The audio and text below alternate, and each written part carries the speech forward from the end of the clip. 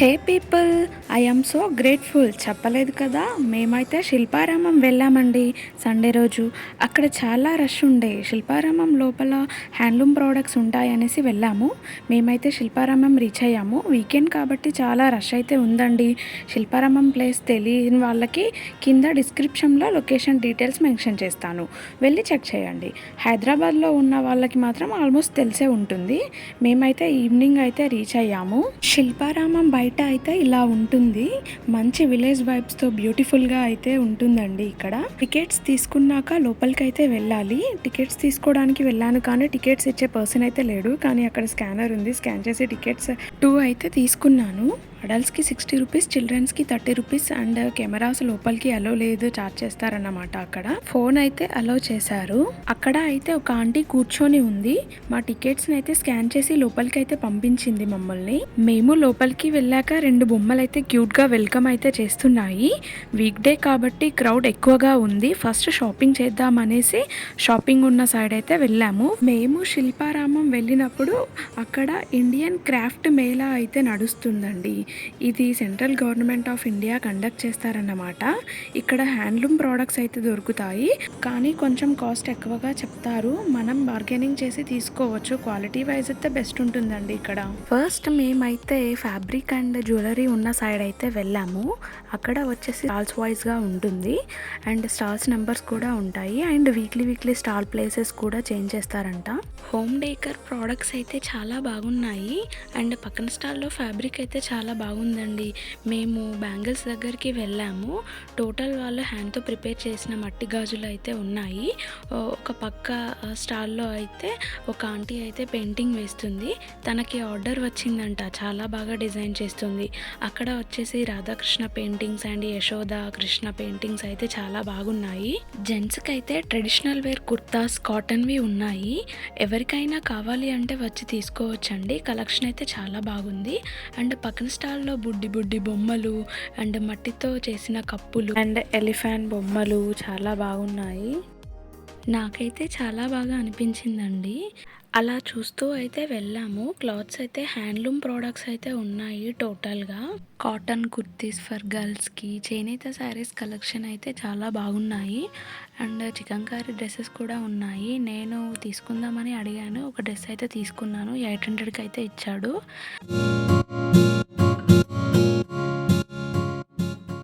ఇక్కడ వచ్చేసి antique jewellery collection అయితే చాలా బాగున్నాయి. కాటన్ శారీస్ అయితే చాలా బాగున్నాయి. రేంజ్ వచ్చేసి 250 నుంచి స్టార్ట్ అవుతాయని చెప్పారు. క్వాలిటీ అయితే చాలా బాగుంది. అమ్మమ్మ వాళ్ళకి అయితే పర్ఫెక్ట్గా సెట్ అయిపోతుంది. ఈ మట్టి బొమ్మలు అయితే నాకు చాలా బాగా నచ్చాయండి. యాక్చువల్గా నేను తీసుకుందామనేసి అనుకున్నాను, కానీ మా ఇంట్లో వచ్చేసి బుడ్డోడు ఉన్నాడు కదా, అన్నీ పగలగొట్టేస్తాడేమో అనేసి నేను తీసుకోలేదు. హోమ్ డెకరేషన్ చేసుకునే వాళ్ళకైతే ఇది వచ్చేసి పర్ఫెక్ట్ ప్లేస్ అండి. మీకు మట్టి బొమ్మలు లాంటివి కావాలి అని అనుకుంటే మీరు శిల్పారామంకి వచ్చి తీసుకోవచ్చు. చాలా బాగా ఉంటాయి ఇక్కడ. అక్కడ ఉన్న అంకుల్ అయితే నన్నే చూస్తున్నాడు, వీడియో తీస్తున్నా అనేసి. నాకు అంకుల్ని చూస్తే ఫుల్ నవ్వొచ్చిందండి. పక్కన స్టాల్లో వచ్చేసి కుర్తీస్ ఉన్నాయి. మేము వచ్చేసి 3 టాప్స్ అయితే తీసుకున్నాము. 1000 రూపీస్కి అయితే ఇచ్చారు. క్లాత్ అయితే చాలా బాగుంది. నాకైతే వర్తబుల్ అనేసి అనిపించింది. ఇక్కడ వచ్చేసి పార్టీ వేర్ హ్యాండ్ బ్యాగ్స్ అయితే చాలా బాగున్నాయండి. కాస్ట్ ఎంత అనేసి నేను అడిగాను. అతను 800కి ఒకటి ఇస్తాననేసి అన్నాడు. బార్గెనింగ్ చేస్తేనైతే కంపల్సరీ ఒక 500కి అలా ఇస్తుండేనేమో, కానీ నేనైతే తీసుకోలేదు. ఇక్కడ నేనైతే 1 పెయిర్ ఆఫ్ బుట్టాలు అయితే తీసుకున్నానండి. అవి మన కుర్తీస్ మీదకి వేసుకుంటే చాలా బాగుంటాయి. నేను గ్రీన్ కలర్ బుట్టాలు అయితే తీసుకున్నాను. కాస్ట్ వచ్చేసి 150 చెప్పారు, కానీ నేను బార్గెనింగ్ చేశాను. బార్గెనింగ్ చేస్తే నాకు వచ్చేసి 80 రూపీస్కి ఇచ్చారన్నమాట. మీరు కూడా ఏమైనా తీసుకోవాలనుకుంటే అక్కడ వెళ్ళినప్పుడు మీరు బార్గెనింగ్ చేయండి. హాఫ్ ప్రైస్కి అలా అడగండి, వాళ్ళు ఇస్తారు. This is the perfect place to buy the home decor products అండి. అండ్ ఎవరైనా బార్గెనింగ్ చేసే వాళ్ళు వస్తేనైతే బెస్ట్ ప్రైస్కి అయితే తీసుకెళ్ళొచ్చు. ఇక్కడ నుంచి మ్యాక్సిమం వెరైటీస్ ఆఫ్ ప్రోడక్ట్స్ వచ్చి వుడ్తోనే ప్రిపేర్ చేశారు.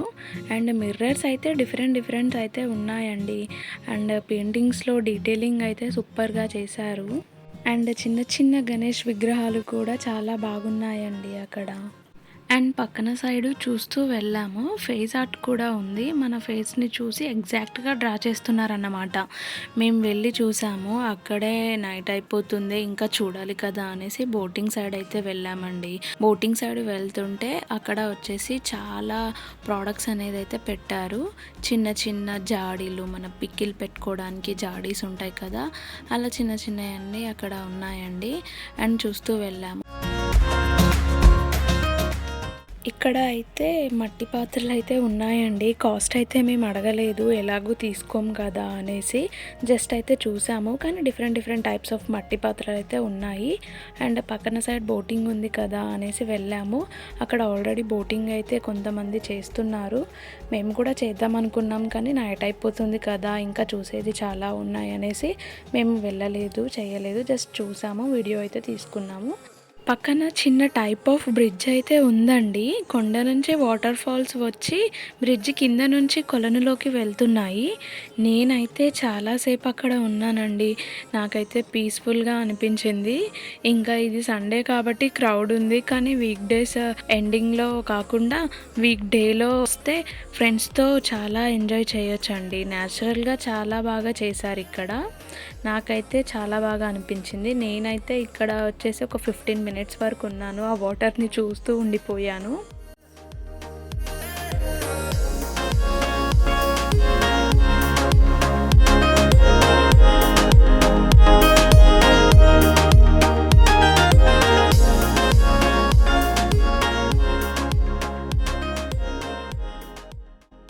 ఇక్కడ స్పెషాలిటీ ఏంటంటే విలేజ్ వైబ్స్ క్రియేట్ చేయడానికి మనకు టూరిస్ట్ ప్లేసెస్కి లైక్ రామోజీ ఫిలిం సిటీకి వెళ్తే అక్కడ బస్సెస్ని ప్రొవైడ్ చేస్తారు కదా, అలా ఇక్కడ తిరిగి చూడడానికి బుల్లో కట్ అంటే ఎడ్ల బండిని అనేది ప్రొవైడ్ చేస్తారన్నమాట. దానికి వచ్చేసి టికెట్ ఉంటుంది. టికెట్ తీసుకొని వెళ్ళాలి. అండ్ వాళ్ళు పరామంని మొత్తం తిరిగి చూపిస్తారన్నమాట. నేను వీడియో తీయాలి అని అనుకున్నా కానీ నేను వచ్చే టైంకి ఒక్క ఎడ్ల బండి కూడా కనిపించలేదు. సో నేను వీడియో తీయలేకపోయాను. ఇక్కడ అయితే ఒక కొలనైతే ఉందండి. అందులో చేపలు, తాబేళ్ళు అయితే ఉన్నాయి. అక్కడికి వచ్చే వాళ్ళంతా చేపలకు, తాబేళ్ళకు పాప్కార్న్ అయితే వేస్తున్నారు. మేమైతే చూసాము అక్కడ నిలబడి కొంచెం సేపు అయితే. మేము ఉన్నప్పుడు ఒక తాబేలు అయితే వచ్చిందండి. మా ఫ్రెండ్ అయితే నీ వీడియో కోసమే వచ్చిందే అన్నట్టు కమెంట్ చేస్తుండే నా మీద. సరే అనేసి మేము ముందడికైతే వెళ్ళాము. మేమైతే చాలా అలసిపోయాం కదా అనేసి కొంచెం సేపు అయితే కూర్చున్నాము. ఫోటోషూట్కి అయితే పర్ఫెక్ట్ ప్లేస్ అని అయితే అనిపించిందండి నాకు. ఇక్కడ వచ్చేసి ఈ pre wedding shoots and birthday shootings అయితే చాలా జరుగుతాయి అనేసి విన్నాను. అండ్ ఇక్కడ లొకేషన్ అయితే చాలా బాగుందండి. ఎవరైనా pre wedding shoots and birthday shoots కావాలి అని అనుకుంటే ఇక్కడికి పర్ఫెక్ట్ ప్లేస్ అండి, వచ్చి తీసుకోవచ్చు. అండ్ కెమెరా వచ్చేసి చార్జబుల్ ఉంటుంది అన్నమాట. మెయిన్ గేట్ దగ్గర వచ్చేసి కెమెరాకి ఎంత అవుతుందో తెలుసుకొని అమౌంట్ అనేది పే చేసి వచ్చి ఇక్కడ మనము షూటింగ్ అనేది చేసుకోవచ్చంట. నేను కనుక్కున్నాను. ఎవరైనా షూటింగ్ చేసుకోవాలనుకుంటే ఇక్కడికి రావచ్చండి. అండ్ కొంచెం ముందుకు వెళ్ళాక మాకు ఒక స్టాల్ అయితే కనిపించిందండి. ఆ స్టాల్ దగ్గరికి వెళ్ళాము. వాటర్ బాటిల్ అయితే తీసుకున్నాము. అండ్ ఆ పక్కన సైడ్ అయితే చిన్నపిల్లలు ఆడుకునే సెక్షన్ అయితే ఉందండి. చిన్నపిల్లలు వచ్చేసి అక్కడికి వెళ్ళి ఆడుకుంటున్నారు. మేమైతే అటు సైడ్ వెళ్ళలేదు.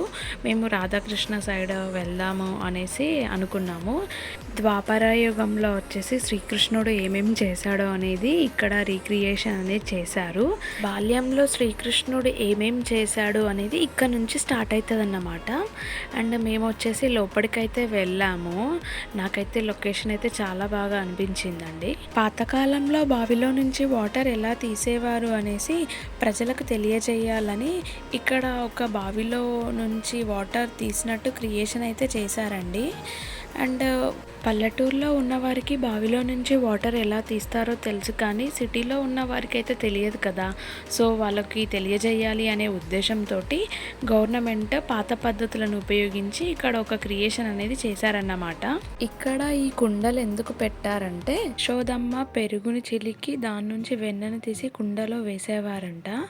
అప్పుడు కృష్ణుడు వచ్చేసి ఆ వెన్నను దొంగతనం చేసి తినేవారు. సో దానికి గుర్తుగా ఇక్కడ అనేది కుండ కుండలనేది పెట్టారన్నమాట. ఇక్కడ నుంచి కృష్ణుడు ద్వాపర యుగంలో బాల్యంలో చేసిన పనులు, ఇక్కడ వచ్చేసి దేవాతి దేవతలు భూలోకంలో అధర్మాలు ఎక్కువగా అవుతున్నాయి కాబట్టి శ్రీకృష్ణుని జననం కోసమే శ్రీ మహావిష్ణువు దగ్గరికి వచ్చి కోరటం, శ్రీకృష్ణుని జననం చెరసాలలో ఎలా జరగడం, అక్కడ నుంచి వాసుదేవుడు శ్రీకృష్ణుని యమునా నది తీరం దాటి తీసుకెళ్లి నందు యశోదలకు ఎలా అప్పగించారు అనేది బండరాతి మీదనైతే చెక్కారన్నమాట. నందు యశోదలకు శ్రీకృష్ణుణ్ణి అప్పగించిన తర్వాత గోకులంలో శ్రీకృష్ణుడు గోవుల కాపరిగా పెరగటం, గోకులంలో అందరి ఇంట్లో వెన్నను దొంగిలించడం, గోపికలను రాధను ఏడిపించడం అయితే క్లియర్గా అయితే బండరాతి మీదనైతే చెక్కారన్నమాట. శ్రీకృష్ణుడు బాల్యంలో చేసిన చిలిపి పనులన్నీ బండరాతి మీదుగా క్లియర్గా మనకు అర్థమయ్యేలాగా చెక్కారు.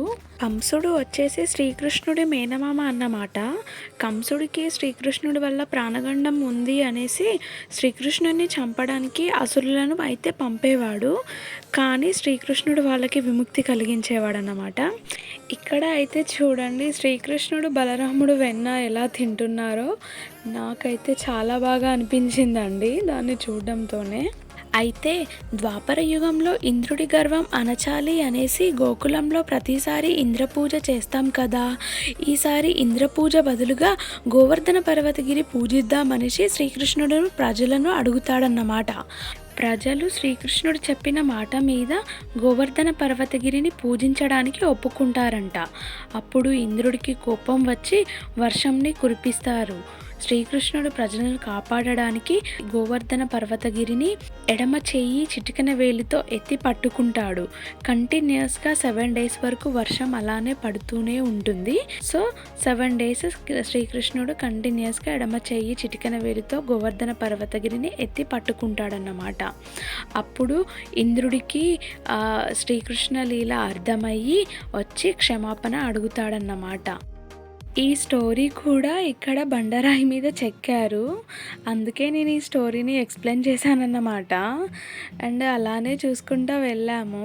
ఇక్కడైతే చూడండి రాధాకృష్ణ అయితే ఉయ్యాల మీద కూర్చొని ఎంత బ్యూటిఫుల్గానైతే ఉందో నాకైతే చాలా బాగా నచ్చిందండి. నేనైతే చాలా పిక్స్ అయితే తీసుకున్నాను. అక్కడ వచ్చేసి ఫుల్ రష్ ఉండే, అందరు వచ్చేసి పిక్స్ అయితే దిగుతున్నారన్నమాట. ఇంకా శ్రీకృష్ణుడు చేసిన లీలలు అయితే చాలా అక్కడ బండరాతి మీదనైతే చెక్కి ఉన్నాయన్నమాట. ఇక్కడ వచ్చేసి శ్రీకృష్ణుడు శిశుపాలుని ఎలా చంపాడో అనేది క్లియర్గా చెక్కారన్నమాట. యాక్చువల్గా శిశుపాలుడు ఎన్నో తప్పులు చేసేవాడు, అధర్మాలు చేసేవాడు, కానీ అతన్ని ఎవరు చంపలేకపోయారన్నమాట. ఎందుకంటే శిశుపాలుడికి ఒక వరం ఉండేదన్నమాట. కృష్ణుడి గురించి 100 తప్పుడు మాటలు మాట్లాడిన తర్వాతకే ఆ అయితే శిశుపాలుడు 100 తప్పుడు మాటలు మాట్లాడిన తర్వాతకి శ్రీకృష్ణుడు పాండవుల సహాయంతో ధర్మరాజు రాజాసు యాగంలో శిశుపాలుని వధిస్తారన్నమాట. అండ్ పక్కన వచ్చేసి ద్రౌపదికి హస్తినాపురంలో జరిగిన అవమానము అండ్ ద్రౌపదికి వస్త్రధారణ జరిగినప్పుడు శ్రీకృష్ణుడు వచ్చి హెల్ప్ చేయడం అనేది క్లియర్గా రాతి బండల మీదనైతే చెక్కారన్నమాట. నాకైతే చాలా బాగా అనిపించింది. మినీ మహాభారతం చూసినట్టు అనిపించిందండి ఇక్కడికి వచ్చాక. నాకు వచ్చేసి మహాభారతం అంటే చాలా ఇష్టం, అందుకే నాకు ఈ స్టోరీ తెలుసు కాబట్టి మీకు ఎక్స్ప్లెయిన్ చేశాను అన్నమాట. అలాగే పక్కన సైడ్ వాటర్ ఫాల్స్ అయితే ఉందండి. దాన్ని శ్రీకృష్ణుడు గోపికలు స్నానం చేస్తుంటే డ్రెస్సెస్ని దొంగిలించడం, గోపికలు మా డ్రెస్ ఇవ్వమని కృష్ణుని కోరటం చాలా బాగా రీక్రియేట్ అయితే చేశారండి ఇక్కడ. అక్కడ ఒకసారి చూడండి గోపికలు ఎలా శ్రీకృష్ణుని అడుగుతున్నారో మా డ్రెస్సెస్ మాకు ఇవ్వమనేసి. ఆ వాటర్ ఫాల్స్ మళ్ళీ అక్కడ గోపికలను చూస్తుంటే నాకు చాలా బాగా అనిపించిందండి. అండ్ అలాగే మేము చూస్తూ వెళ్ళాము.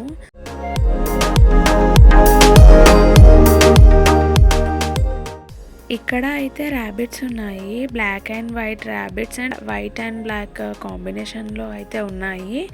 అక్కడికి వచ్చిన వాళ్ళంతా పాప్కార్న్ వేస్తున్నారు, మేము కూడా వేసాము. అండ్ అలా చూస్తూ వెళ్తుంటే ఇక్కడ మాత్రం మినీ బృందావనం లాగా హౌసెస్ అయితే క్రియేట్ చేసి పెట్టారన్నమాట. నాకైతే చాలా బాగా అనిపించింది. వచ్చే వాళ్ళంతా అక్కడ ఫొటోస్ అయితే దిగుతున్నారు.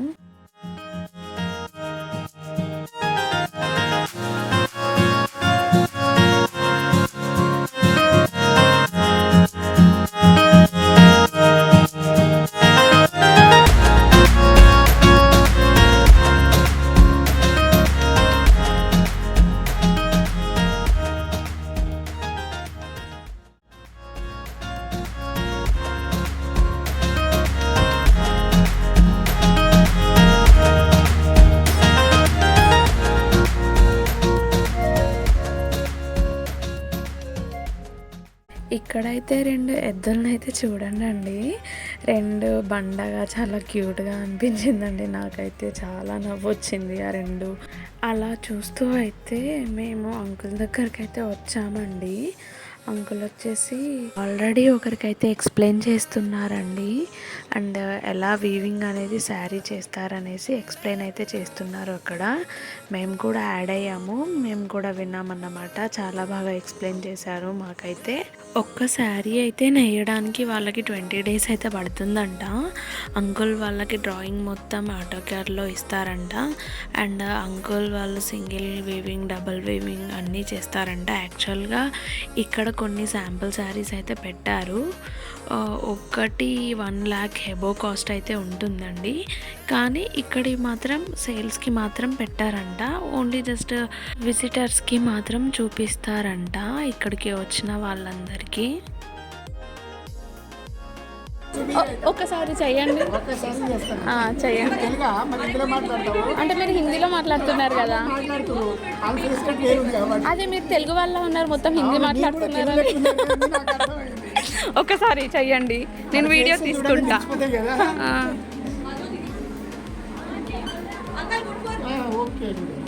ఎంత అంకుల్, ఎంత పడుతుంది?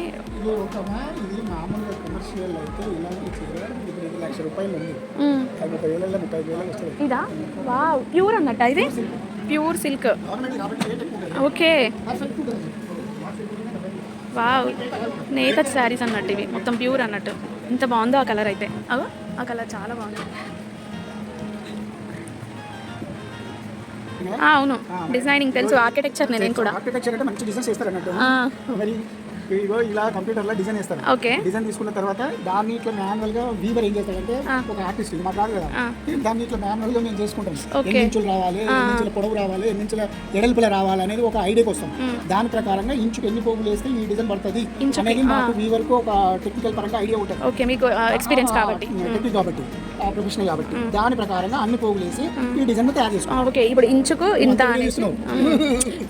యాక్చువల్గా అంకుల్ వాళ్ళకైతే ఆటోక్యాడ్లో డ్రాయింగ్ ఇచ్చాక వాళ్ళు మాన్యువల్గా 1 inchకి ఎన్ని పోగులు పడతాయని క్యాలిక్యులేట్ చేసుకొని దాన్ని బట్టి మగ్గం అయితే స్టార్ట్ చేస్తారంట. ఫర్ ఎగ్జాంపుల్ ఇప్పుడు ఒక 1 inchకి ఒక 22 పోగులు అయితే పడితే 1 feetకి అలా 264 పోగులు అయితే పడతాయంట. అలా వాళ్ళు క్యాలిక్యులేట్ చేసుకొని మగ్గం వర్క్ అనేది స్టార్ట్ చేస్తారంట. నేనైతే అంకుల్ని అయితే చాలా క్వశ్చన్స్ అయితే అడిగాను. అంకుల్ అయితే చాలా ఓపిక్గా చెప్పాడన్నమాట. అండ్ అంకుల్ కూడా హ్యాపీగా ఫీల్ అయ్యాడు మేము అడిగే క్వశ్చన్స్ని జోక్స్ వేస్తూ.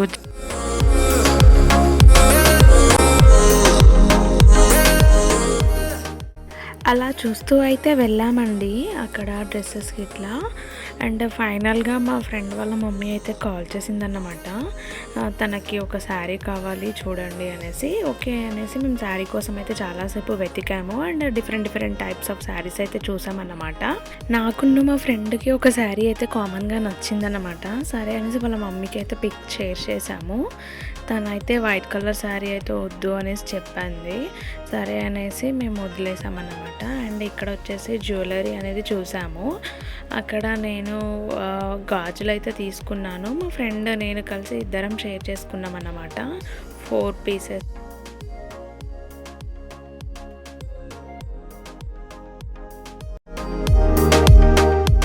ఫైనల్గా అయితే టైం 8 PM అలా అవుతుందండి. వెళ్దామని అనుకున్నాము. ఆటో అయితే బుక్ చేసాము.